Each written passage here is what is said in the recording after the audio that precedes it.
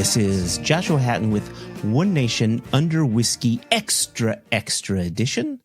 And I am joined, as always, with my good friend, my business partner, the dear Jason Neal, Patrick Harris, Johnston Yellen. How is Jason on this April day? Spring has sprung, and so I may sound a little congested. Nobody can see my eyes and my red eyeballs on this audio recording, but holy moly, the pollen has got me this day. So I'm ready to hop on a plane, get off to San Francisco, and see what San Francisco spring is like for these allergies. But yeah, a little tough right now. Would I be speaking out of school if I were to say it looks like you did a big bong rip? Very much, very much. I liked it earlier when you said it looked like somebody had taken a pound of pollen and rubbed it in my eyes, because that's exactly how it feels. This is very uncomfortable. But anyway, we're not here to talk about my ailments. No, we're here to talk about something much more interesting and exciting. Indeed. Yeah, we've got a lot to cover here. I mean, we've got two new whiskeys that have launched today. We're going to be talking about those. Those whiskeys come with 4 different bundles.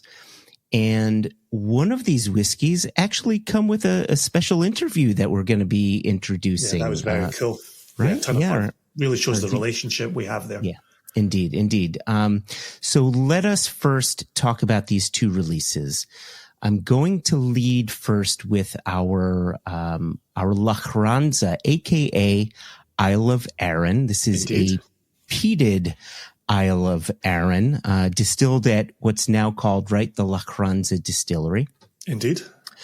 This is an 8-year-old from a first fill bourbon barrel. And that was bottled at what? 61.8% alcohol, if I'm not mistaken. Good strength. Yeah. I think young Arran takes the strength very well. It does not drink like it's above 60. No, not at all. Because, it's a single cask nation selection. It's a single cask nation bottling. So it's always going to have that big, rich texture to it. That's our calling card, right? So mouthfeel is tremendous. There you go. And so it is an Isle of Arran. It is a Lochranza. So while it has that peat, it's got that big fruit coming in, that citrus, that apple orchard sweetness coming through. Really holds itself well. And the nation, long time supporters of Arran Distillate from the Lochranza Distillery, we have had tremendous success in putting Arran in front of the nation right from the very beginning, right from the inception of single cask nations. So we'll get into that a little bit with that interview you were alluding to. I will end my comments here for the moment. Very, very good. Very good. And that bottle, by the way, is, again, it's an 8-year-old, but only $100 a bottle. And think back, right? The last Arran we put on our website, which was right around 5 years ago, was a 9-year-old, same price, $100 a bottle. So not so bad, right? Yeah, proud of that one. Yeah. The next one is our 15-year-old Rosarie Burn. And Jason, you were very good to say this in our tasting video that we put up on YouTube. We can say what distillery this is, right? We can say Glentauchers. There you go. We can talk about this being Glentauchers. We can talk Glenley. You want to describe this one for us? I have to go to the truncated note on the label because I'm so proud of it. And there's a cadre of nation supporters who know exactly what we're talking about here. But we write, this distillery located near the blink and you miss it hamlet of Maggie Knocketer is a long-time favorite of ours, and this example shows why. Warm spices mingle with dried fruits, while notes of incense and cigars elevate the drinking experience. Unmissable. How do you pronounce that hamlet again? Maggie Knocketer! Yes. Tremendous. Oh, man. You know, our love for this distillery runs so deep, so incredibly deep. And we bottled an 8-year-old, I think, in our first retail release back in 2017-ish. Yep, exactly. And is this our first? Looking at it right now. Is this our first Glentauchers since then? Am I right? Does it matter? It doesn't matter, right? I think you are correct, though. I think you are. Because I think in the tasting video, I suggested it was our first Glentauchers. Yeah. So since that was not correct, I'm going to say second is correct. Yeah. So a distillery I would love to bottle tons more from. Yeah. So this one, 12 years in bourbon, 3 years in Spanish oak Oloroso. And what I love about this, that rich malty character, which regardless of cask seems to carry on this lovely sort of like cedar sort of note that comes through on it. So good malty characteristic to it. 62.6% alcohol. Again, nice, good unctuous texture, and $145 for a 15-year-old. That is less than $10 per year, which as an independent bottler, I'm really proud to tout that price. That's a cracking price. Yeah, right? Yeah, really cracking. Yeah. And if I learned anything in our March release, right, there will be, as much as these are fantastic prices that we're very proud of, there may be bundles available where people can save more money. You are so good. You're so good, Jason. Yeah, so there's 4 bundles. I'm going to run through this quickly because we really do want to try to keep this to a tight 35. And we do have Euan that we want to bring into this conversation here. So the first bundle is the combination of our Arran and our Rosarie Burn, a.k.a. Glentauchers. And we're calling that one April Showers, right? It's April. There we April go. Showers. So, right? Sounds much better than April allergies. April bong rips. So, right, if you were to buy those two separately, they'd normally be $245. But if you were to get the bundle, $220. So you're saving $25, right? Right? Has this been approved by anybody? This seems like a lot of money. Don't tell Steve. Don't tell anybody at ASC. Shh. Ixnay on the unny savings. We're really putting the independent and independent bottlers. So that's April Showers, and that's again the Arran and the Rosarie Burn, and then and I love to have fun with these names. I've been coming up with these names. Maybe you can have some fun with next month's bundles. But the next bundle is called The R's Have It. And it's a combination of our Isle of Arran and our Ardnamurchan from last month's release. And that's another cracker. It's been going over very well. Right. And both of those, right, normally $100 per bottling. For $175. Again, you're saving $25 for that pair. Right? Come on. You're starting to make me nervous. Are we meant to be feeding our wife and kids? I don't know. Yeah. It's all about the whiskey around here. That's it. Just the whiskey. It's all about that whiskey. Okay. 2 more to go. And now we're going to be jumping into a sherry. For those that really enjoy their sherried whiskeys, this third bundle is simply called the Glens. So it's a combination of our Rosarie Burn, which again is our Glentauchers 15-year-old, and the Glenmurray 13-year-old. Normally, if you were to get those two individually, combine the two, it'd be $285. Get them as the bundle, it would be $250. So you're saving $35 getting them as a bundle. $35 savings. And if you were to add on, like, let's say you added on something like our Wilderness Trail, which is a $60 rye, right? Cheapest chips rye, then you'd be getting free shipping. You'd be saving $15 shipping, right? Like, come on. So the gifts just keep on coming. And then finally, we have a bundle called Spays on Your Side.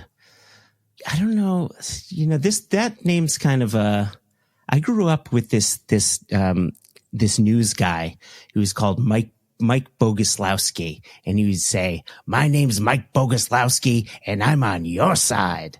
And there's going to be about, I don't know, maybe 100 to 2,000 people listening to this podcast that live in the Northeast who are going to say, "I remember Mike Boguslawski." Anyway, that's why I came up with the name of that bundle. Please write in if you remember Mike Boguslawski. info@singlecastnation.com.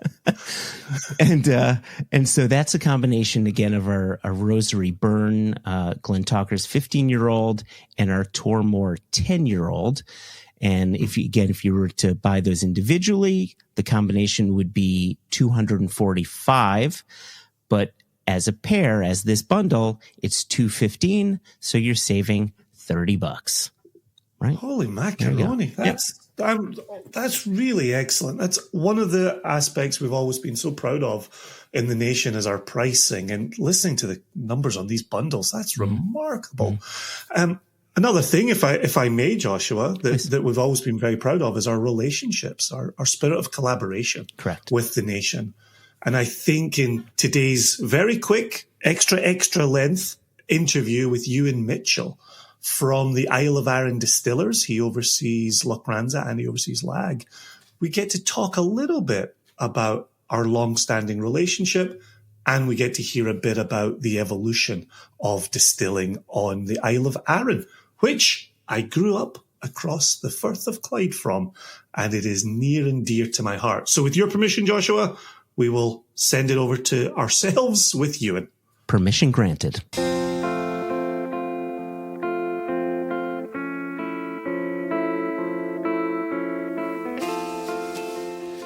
Euan Mitchell, thank you so much for joining us. We really appreciate it.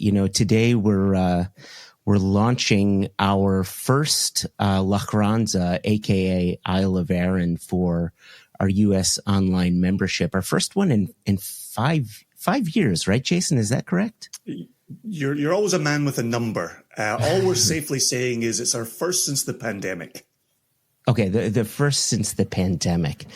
But it's our first one that we've released online in a good long while. And Arran was our first independent bottling that we had ever released as an independent bottler. And we've always been proud to say that. So it's really an honor to welcome you onto the podcast. So thank you for joining us.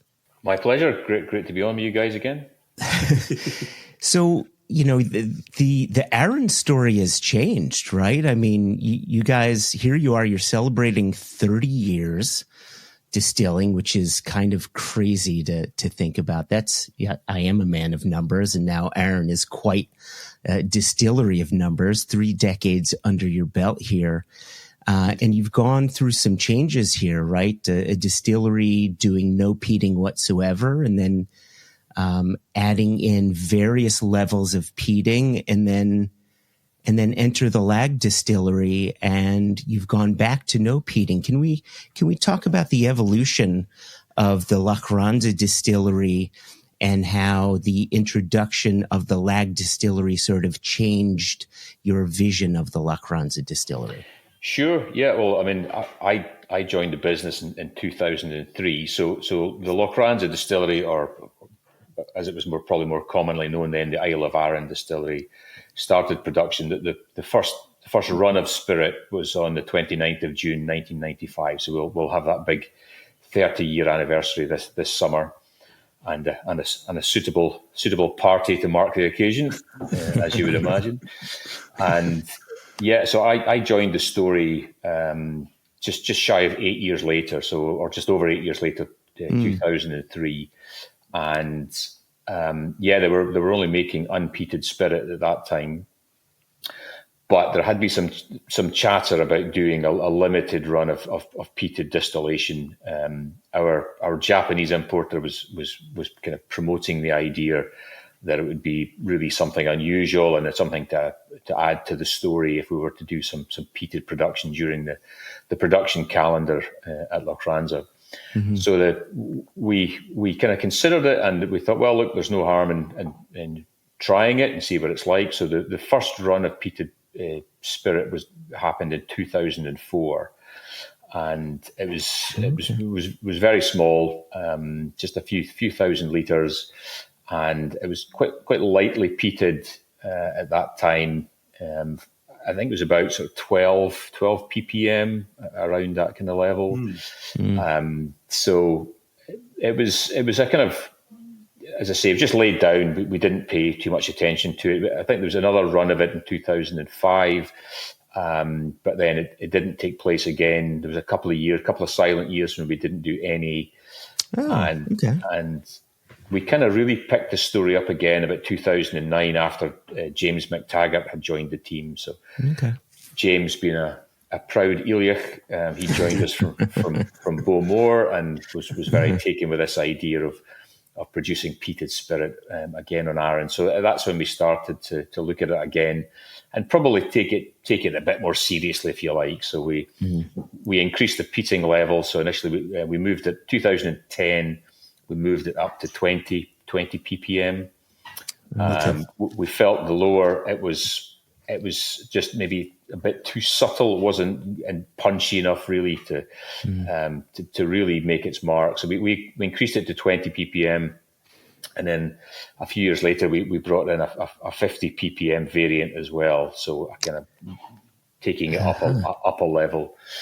And that we would do one season of peated every year. So after the summer shutdown, generally, once we'd come back, we would do a run of the peated production, and the initial bottlings were done as like single casks, so just under the Arran single malt name, peated. It was a slow burn, if you like. So we put it out there, did a couple of bottlings for Japan. And slowly word started to build. People had tried these things, really liked the profile. It wasn't an intense peating style because it was mainland peat that we were using rather than island peat. So, very much more that kind of floral, heathery smoke rather than the full-on medicinal peat you get from Islay itself. Yeah. And that matched really well with the kind of fruity citrus notes of the Lochranza spirit. And then we eventually, as we had more volume to play with, that's when we came up with the concept of using the brand name of Machrie Moor, which is Machrie Moor essentially is a peat bog on Arran, which is also littered in Neolithic standing stones. I have very, very fond memories of going out to Machrie Moor with you. And I want to say it was 2015. It was you, me, Louisa, and a couple other drinking Machrie Moor at Machrie Moor. That was it's a special treat, isn't it? Yeah, it's time to be remembered. Sure. No better place to do it, and to summon the spirits of the Dark Ages. So and that was working pretty well for us. We had Machrie Moor sitting alongside the main Arran brand, but sales started to pick up, and we were noticing quite a lot of interest. And of course, single malt sales in general were growing, really mustering at that stage, and that's where the discussion at boardroom level really started about the possibility of a second distillery. In classic Arran style, it started off as a discussion about warehousing rather than distillation. So we've always had everything the wrong way around, essentially. So we had sort of maxed out the footprint of the land in Lochranza. We were looking at building at least one other warehouse on the island, and it wasn't going to be possible to do that in Lochranza. And we were looking at other sites around the island. James had been speaking to a local farmer who had suggested he would be willing to sell us some land, a field at the south end of the island. And that was really where the discussion started. It was went to the board and we said, look, we have a site for some warehousing, a 15-acre site.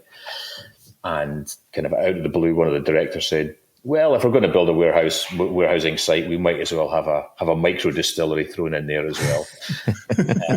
Which micro distillery, I like that addition. That got the chat going, and there was some discussion around that. And but the plan at that stage was very much almost a kind of an experimental distillery for doing test runs and training. You name it, sort of just some quirky stuff. Really was the original intention, and of course the idea just mushroomed from there. We got some architects. We spoke to maybe four architects, and we asked them to come along and present their visions to us, and they did that. And of course, the idea just exploded from there. And far from being a small experimental plant, we now have the Lagg Distillery, which is actually far bigger than the original distillery. Oh wow! And so it was kind of a roller coaster. It just kind of took off, and before we knew it, we had bought the land, we had engaged with architects, we had engaged with planners and everything. And when we were discussing about what was going to be the DNA of this distillery, why would it be so different? What would it make it stand out from Lochranza? And I said, well, the obvious thing would be to make it the home of peated Arran distillation. And there was a synergy because the south end of the island, which is the more arable part of Arran, where all the traditional farming took place, that was where the original whisky distilleries were on the island. Yeah. And they would have used local peat for drying their malted barley. So the original Arran style from the island would have been peated. Of course, we don't have any examples of it left, but it would have been a peated style. And there were the last legal distillery on the island, licensed distillery, was actually at Lagg itself. So there was a really nice, we were bringing the story full circle here. And so that's kind of really where it all started from. So as you're talking about the evolution of Lagg there, I would assume that the intended use of Arran, now Lochranza, that probably evolved as well. What did those conversations look like as you started to say, well, Lagg can be the home of peat? What did you then think about doing with Lochranza? Well, it was at the same time, but we're never a company to tackle things simply and do one project at a time. We like to, the right to multiply the rate of grey hairs on my head. So at the same time, we looked to expand Lochranza. So we went from two stills to 4 in 2016. So around the same time, all of these discussions about Lagg started forming was at the same time we were doubling the production capacity in Lochranza as well. So, let's say we were pretty optimistic back in those days, but it has worked well. It gives us a lot more production, operational sort of fluidity at Lochranza, having the extra stills, and we've expanded again. We've added an additional 4 washbacks. We've built a new building on the side of the production house. We've added four new washbacks, also Oregon pine. And again, that just allows us a full production. If we were to go full pelt, we could be doing circa 1.2 million litres of alcohol at Lochranza. Wow. We're not doing that yet, but it's there. It's capacity that we could use. And then down at Lagg, if we were full pelt there, we could do about 800,000. So between the two sites on the island, we could produce in a good year, and with everything going our way, and with no disruption to supplies of malted barley from the ferry, no weather disruptions, no staff illness, lots, picking 4-leaf clovers every other day. Then we could make 2 million litres of alcohol on the island, but we're not producing near that yet. It just has that capacity. Okay, and then Lochranza turned off peated production. Am I correct in saying that there hasn't been peated production at Lochranza since 2017? 2017 was the last year we produced peated spirit. Sure. Yeah, on the nose. Okay. Well done. That's you've won the bingo. So thank you. It's important to me. As pretty much as soon as we knew we were pressing the button with Lagg, then we pulled back on the peated production at Lochranza. We still have a reasonable stock of that spirit, which will see us for a few years. But we really wanted then to start the process of shifting the focus for peated malt from Arran to be the Lagg story. And it will take time to evolve, but that will be eventually the very clear picture from the island. Unpeated spirit from the north of the island in Lochranza and heavily peated spirit from down at Lagg. So and this is on behalf of Macri Moor lovers everywhere, which I count myself amongst the number, same as Joshua, will Macri Moor stock come from Lagg, or will peated Isle of Arran, island writ large peated whiskey come under a different brand name? No, the Macri Moor name is very much associated with the peated stock from Lochranza. So we had a discussion, we had a chat with the Scotch Whisky Association about that very question back at the start when we were thinking about brand names. And one suggestion was, could we move Macri Moor to Lagg? But there was a feeling that it's very much associated with the Lochranza distillery, and would it be misleading or certainly confusing consumers if we were to do that? So they said it certainly was possible, but it would have meant removing the Macri Moor brand from shelf for a period of time to allow all stock to essentially disappear, and then it would have to be a relaunch as from the new distillery and a kind of quite a strong consumer awareness campaign just so that nobody was feeling they were being hoodwinked in buying this and actually finding it was from a different place. But having considered it all, we just thought we just wanted to go with the name Lagg. We thought we want the brand name to be the distillery name and for that to be the strong story. So Macri Moor will continue for the time being to be the brand name for the peated spirit from Lochranza. That will fade out over time and ultimately will disappear. Understood. And we'll be left with Arran single malt from Lochranza and Lagg from Lagg. Gotcha. Thank you. Yeah. I have plenty more questions, but I know I'm keeping Joshua from his, so please, Joshua. Well, so I have plenty of questions too, but this is also an extra episode. So it's a shorter episode here. The question that I had, and you pointed this out before, you said the clear difference between the Lochranza distillery and the Lagg distillery is one is peated, one is unpeated. When I think about the Lochranza distillery, bright, fruity characteristics, the Lagg distillery, peat.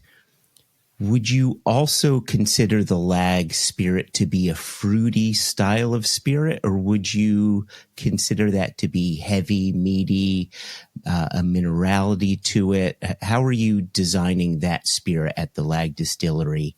Aside from being peated, how are you delineating that spirit from Lochranza? I think there's two answers to that question. The one is the design that we had on paper when laying out plans for the distillery, and then but you really only get to know a spirit once you start the distillation process. You can say, well, we intend this spirit to look like this, but actually what you get from the stills, it will be slightly different to that. The process itself will take it on a slightly different journey. So with Lagg, we were looking for bigger, bolder. We wanted it to be rich, heavy, full-bodied, peaty spirit, to be quite distinct from the Lochranza spirit. Mm-hmm.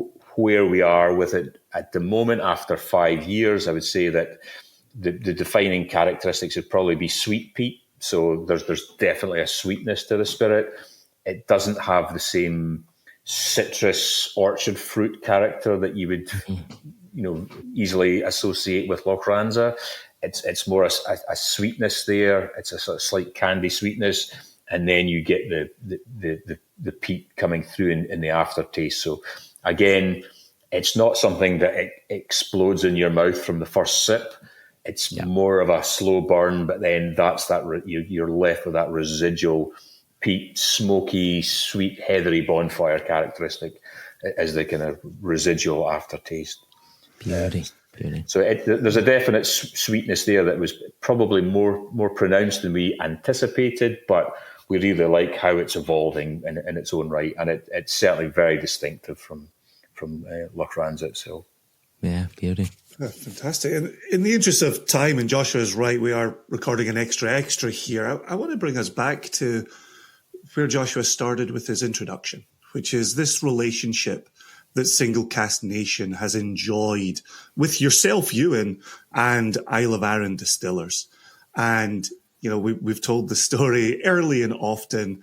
Arran was the first producer who said, we want to be in a Single Cask Nation bottle.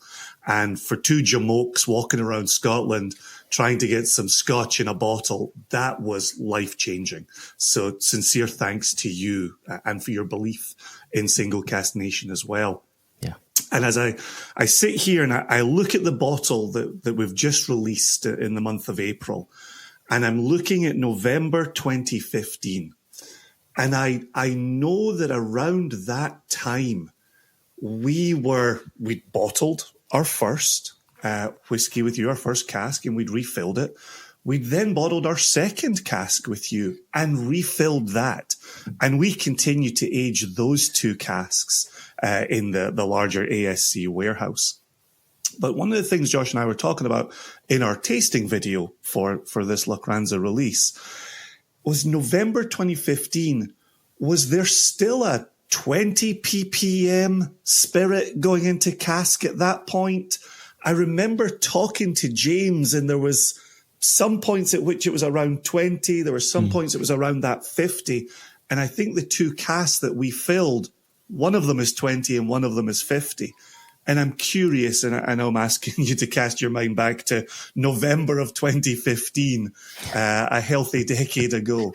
But do you remember the processes around there? Do you remember the peating levels at that time? I struggle to remember November 2024, to be honest. I was hoping that 2015 might make it easier. It's farther back. Yeah, if I delve into the darker recesses of my memory, there used to be. We used to produce both types during peat season at Lochranza. So we would do 20 ppm, and then we'd move on. That would be the larger volume would be 20, and then we would do a run at 50 ppm as well. So we always produced the two styles together during that period. Yeah. And it's interesting. I mean, there's clearly a difference between them, but between 20 and 50, where you think it would be quite an enormous leap in terms of style, it's not that big. There's more intensity there. There's more of the peat smoke on the finish with the 50, but it's not like night and day. It's not. They're pretty close in character. It's just in the detail really where you see the difference on the 50. I mean that's been something we've certainly found with Lagg as well, is that the distillery opened in March 2019. We opened to the public in June 2019, and the first 6 months were quite difficult. We were just getting used to the building, and after the first 6 months, we thought, right, it's been a difficult few months, but 2020 is going to be our year. We're going to absolutely smash it. 2020. And after 5 minutes, we said, shut the doors. No, nobody's allowed in. COVID has arrived. But even since we reopened, we've had a lot of difficulty getting peated malt, because there was a big shortage of peated malt in Scotland for quite a considerable period of time. So the general peating level with Lagg is 50, but we've had unpeated Lagg, we've had 20 ppm, 25, 30. So we've had a whole different range, which has allowed us to see the impacts of the different peating levels on the spirit itself. So it's been quite interesting. But in an unplanned way. So. Sounds classic. Yeah. Joshua, I'll let you get us out of here if you've got something up your sleeve.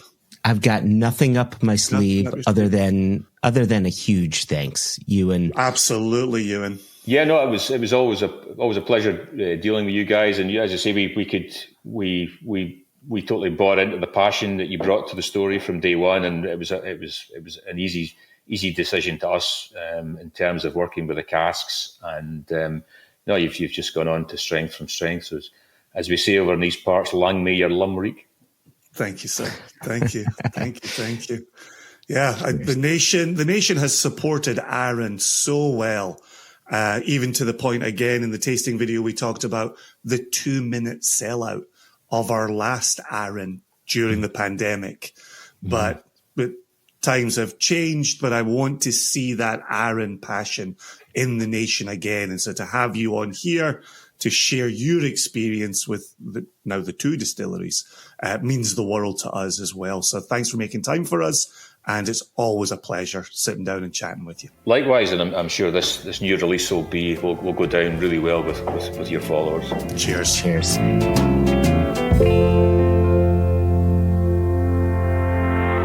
Huge thanks to Euan Mitchell for joining us, just for however long it was, 15, 20 minutes or so. It's such an honor to have had this relationship now for 15, whatever number of years it was, and shot him a quick message. 2011. What's that? Yeah. 2011. It all kicked off. There you go. Long time ago. Well, I agree with you, Joshua. Having Euan on was terrific. Mentioning these bottles, mentioning these bundles, remarkable as well. I'm about to hop on a plane, head to San Francisco. Mentioned that at the start of today's episode. I will be pouring Lochranza and Rosarie Burn, aka Glentauchers, at Fog City Social in San Francisco on Saturday, the 26th, 23rd, 24th, 25th, 26th. Checks calendar. That is a Saturday. Well, I know I fly on the 23rd, which is the day we drop these bottles. Right. So if you're a member of Fog City Social and you support us in the nation, please come and find the Single Cask Nation table. I'll be pouring retail as well as e-commerce bottles. Last year, I must have poured through a dozen bottles at Fog City Social. So come along, come early. Some things are going to empty, but I'm looking forward to pouring, looking forward to continuing this relationship with Arran, aka Lochranza, and Rosarie Burn, aka Glentauchers. Beauty. I was going to say, come and see me tomorrow at Scottish Dave's in Clinton, Connecticut, because I'm going to be pouring 4 of our retail bottlings, but that tasting is completely sold out. And that's on the 23rd of April? That's actually, that's on the 24th. That's the 24th of April. So, nice. so don't come because it's sold out. But if you have a ticket, be sure to come. Then please do come. So anyway, thanks everybody for always tuning in and telling your friends. And listen, if you haven't told your friends about One Nation Under Whiskey, please do tell your friends. And if you've been listening on Apple Podcasts and haven't given us a 5-star rating, now is your perfect opportunity. If you've been listening on Spotify and haven't given us a 5-star rating, now is your perfect opportunity. If you've wanted to send in a question but haven't done so, you can email us, info@singlecasknation.com. Jason, as always, it's a pleasure to be doing this podcast with you. It's been a pleasure Single Cask Nationing with you. It's been a pleasure putting together this tight 35 with you. Is it 35? I don't know what it is. But anyway, good luck in San Francisco. Pouring the good stuff. Say hello to all of our dear friends for me. I will indeed. Until the next episode. Cheerio. Cheerio. It's recording. All right. This morning I was looking for an easy... Oh, fuck's sake. You know when you can't see a thing for looking at it? I was looking for an easy mute button this morning and I couldn't find it. I looked at every fucking square on the screen and now I see the mute bottom left. Fucking, that's exactly what I was looking for. I literally looked at everything on the screen. Every little bit that any information is held, I looked at it. There's also one right on your little tiny little preview window. There's a little microphone.